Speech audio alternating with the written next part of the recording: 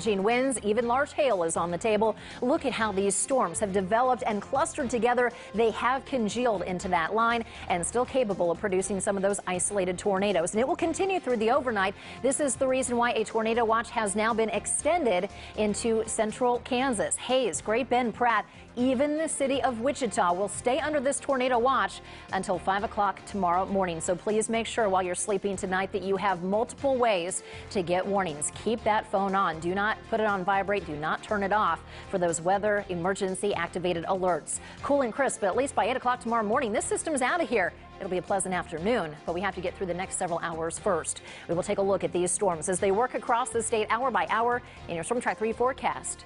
Your news starts now. This is KSN News 3 at 10.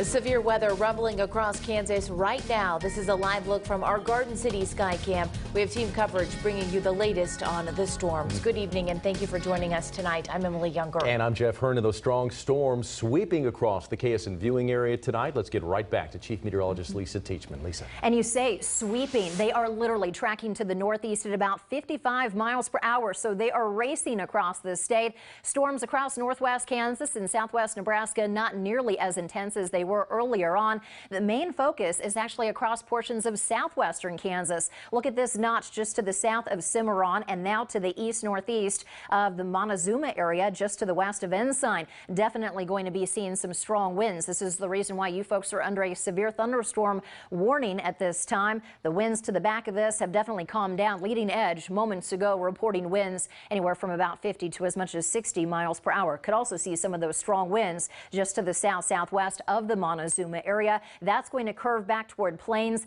Next stop for these storms will be Dodge City, Fowler over toward the Meade area. And then as we go looking at some of these winds here just to the southwest of Montezuma, 72, even upwards of 80 mile per hour winds. That is definitely going to cause some damage. As you can see here, we also have a tornado warning in progress. Seems like Beaver and also Texas counties in Oklahoma just keep getting hit with one tornado warning after another. And we did have a confirmed tornado just to the west of the Hooker area earlier this evening. And that's not the only tornado that we've had. We had another one that was reported not too far away from Copeland, and also another one doing damage in Sharon Springs. But now the tornado warning until 10:15 will be for Beaver County. Still seeing some indications of a little bit of rotation here. Not nearly as impressive as it was earlier. Farther to the north, Dighton, Ness City, also Ransom. Rain's coming your way, but this is not severe. Staying below severe thresholds over toward Quinter. Might even see some stronger winds approaching the Hill City area. Also now to the east of Oberlin on its way over toward Norton,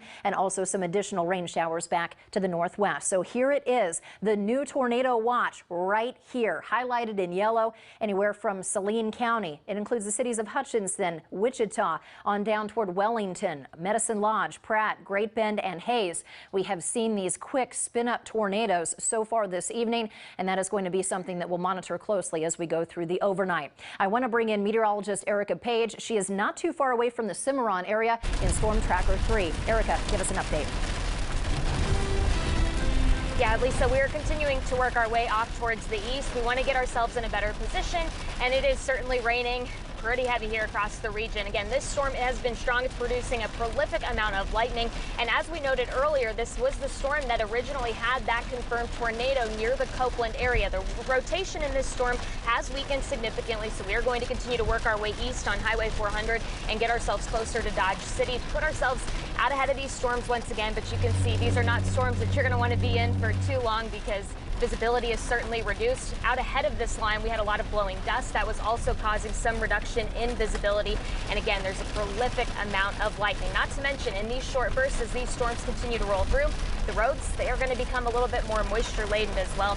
And so it is going to make travel just a little bit trickier here across the region. So we're going to send things back to you in studio as we continue to work our way to the east. Lisa. And Erica, we can definitely hear just how noisy it is with this storm that's moving through. So we're going to let you get ahead of that line, because it is definitely catching up with you rather quickly. So again, here is where Erica is, and you can see that line starting to catch up to her where it is severe. For the rest of tonight, isolated tornadoes, those are still possible in addition to high winds and large hail. Flooding threat will be isolated, but it still cannot be ruled out. We'll continue to monitor conditions. Back over to you. All right, Lisa, thank you. I want to give you a look now at some of the damage reports coming into the KSN newsroom. This from across the state. We're told a tornado near Sharon Springs knocked over some power lines there, damaged a golf course.